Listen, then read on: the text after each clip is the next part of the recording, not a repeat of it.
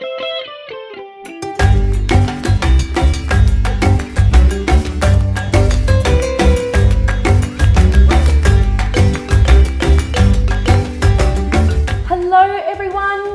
Starlight here, and I am very excited because today we're reading Disney's The Lion King.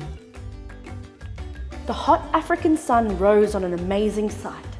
Giraffes, zebras, elephants, and animals of all kinds were gathered at Pride Rock. This was an important day.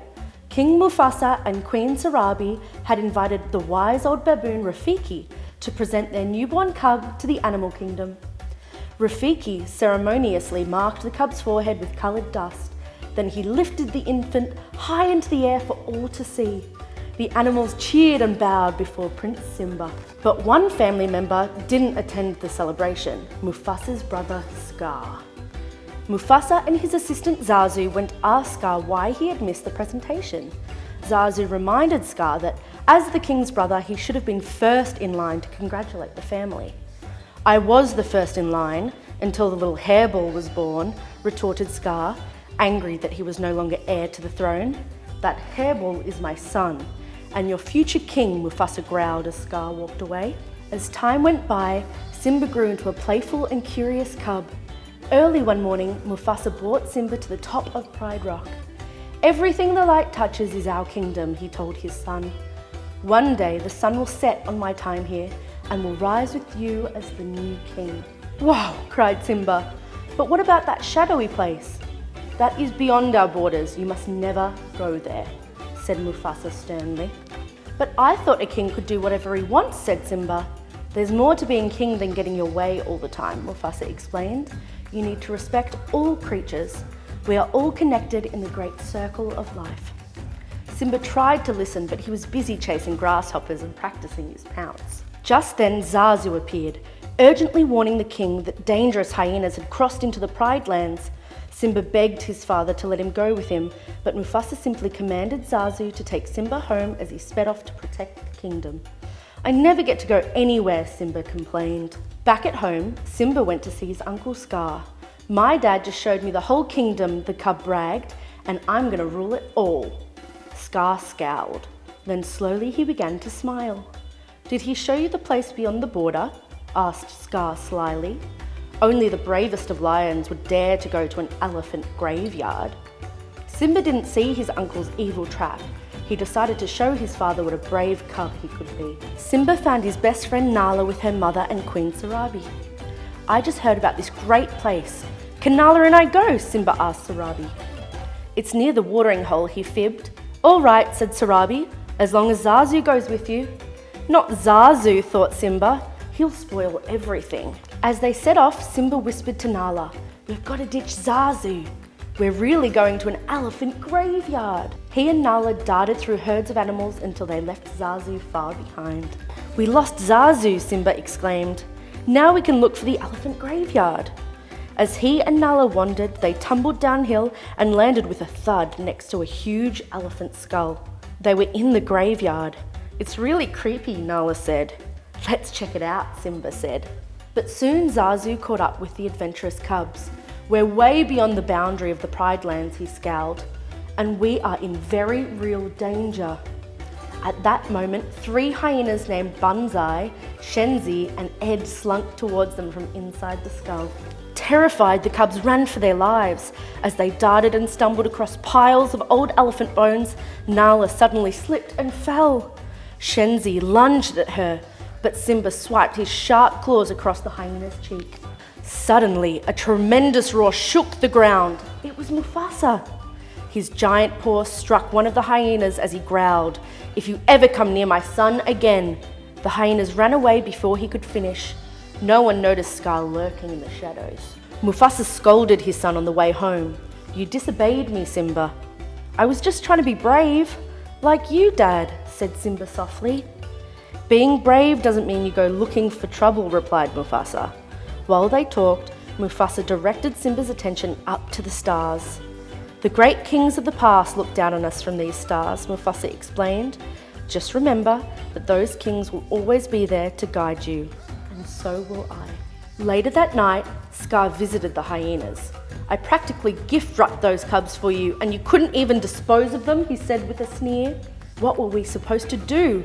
Kill Mufasa?" Banzai whined. "Precisely," answered Scar. Then he told them of his new plan. This time, no one would escape. The next day, Scar found Simba. "Your father has a surprise for you," he said. Scar led Simba down a steep gorge and told him to wait there. Then Scar signaled the hyenas to frighten a herd of wildebeest. The panicked animals stampeded right towards Simba. Hearing the thundering hooves, Mufasa looked into the gorge and saw his son. He leapt down and saved Simba's life. Simba was safe, but Mufasa was still in danger. As he tried to climb away from the stampede, the rocks crumbled beneath him. Struggling up the cliff, Mufasa saw Scar. "Brother, help me!" Mufasa cried. Scar dug his sharp claws into Mufasa's paws and whispered, "Long live the king." Then he let go. Mufasa fell and disappeared beneath the herd below. Simba hadn't seen Scar push Mufasa, he'd only seen his father fall. When the stampede was gone, Simba ran to Mufasa. "Dad? Dad?" Simba cried, nuzzling him, but his father lay motionless. The great king was dead. Scar came to Simba's side. "If it weren't for you," he said, "your father would still be alive. Run away and never return." Heartbroken, poor Simba ran away as fast as he could. Scar sent the hyenas out to kill Simba, but the cub escaped them once more. The hyenas lied to Scar, telling him Simba was dead. At Pride Rock, Scar told the grieving lionesses the news. "It's with a heavy heart," he lied, "that I become your new king." Rafiki and Sarabi listened in disbelief. Everyone in the Pride Lands mourned for their beloved king and Simba. Meanwhile, Simba was far away from the Pride Lands. The ground turned dry and cracked beneath him. The hot sun beat down as vultures circled above his head. Exhausted and unable to go any further, Simba slumped to the ground. After a long while, Simba awoke. Everything around him looked different. Instead of desert, there were trees, grass and flowers. A meerkat named Timon and a warthog named Pumbaa had brought him to their home. "You nearly died," said Pumbaa. "We saved you," cried Timon.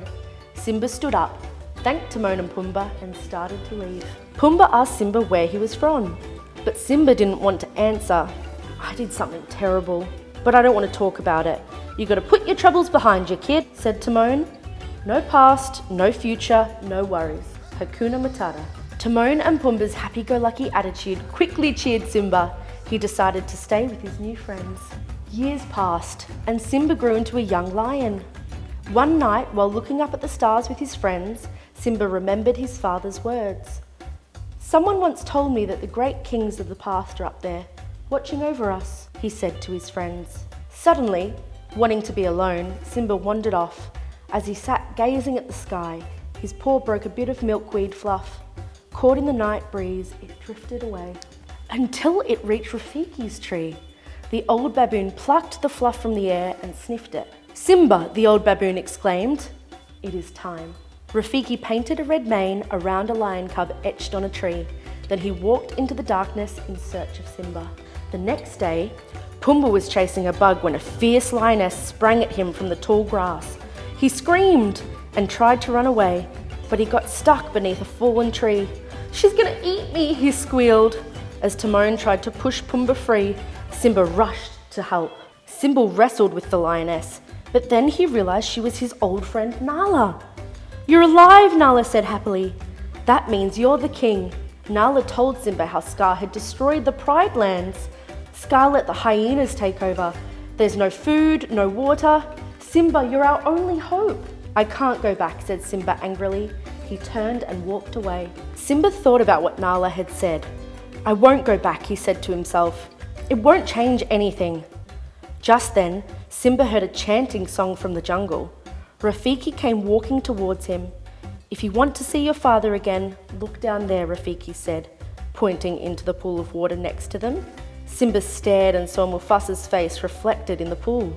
"He lives in you," Rafiki said. Suddenly, Mufasa's image appeared in the clouds. His voice seemed to fill Simba's mind and heart.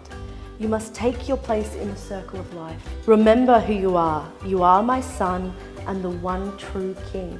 As the vision faded, Simba knew what he must do. The next morning, Rafiki told Timon, Pumbaa and Nala that Simba had returned to the Pride Lands. He's gone back to challenge Scar, Nala exclaimed joyfully. When Simba reached the Pride Lands, he was saddened by what he saw. His homeland, once green and beautiful, had turned barren under Scar's rule. Bravely, Simba continued on his journey. When Simba arrived at Pride Rock, he let out a roar that shook the earth. Scar was surprised and frightened.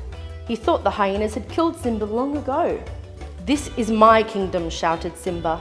"Step down, Scar." Scar lunged. Simba stepped back, lost his footing and slipped off the cliff. As Simba clung to the cliff edge, Scar leaned over him. "Now this looks familiar," he said with a sneer. "Oh yes, I remember. This is just the way your father looked before he died." Scar smiled evilly. Then Simba realised that it must have been Scar who killed his father. Outraged, Simba gathered his strength, sprang back onto the rock and attacked. At that moment, Nala, Timon and Pumbaa arrived and a battle broke out on Pride Rock.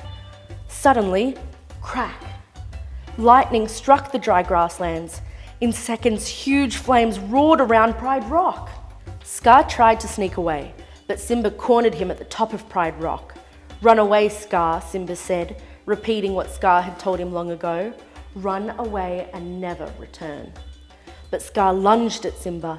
With a powerful swipe of his great paw, Simba knocked Scar off the cliff and he fell to his death in the gorge below. As rain began to fall, drenching the flames, Simba stood at the top of Pride Rock and roared triumphantly. Simba took his rightful place as the Lion King, and in time, the Pride Lands flourished once again. Grass and trees grew, herds returned to graze, and food was plentiful. Soon all the animals gathered at Pride Rock to celebrate the birth of Simba and Nala's cub. The circle of life would continue. Thanks so much for reading with me, everyone. I'm Captain Starlight, and see you next time. Bye!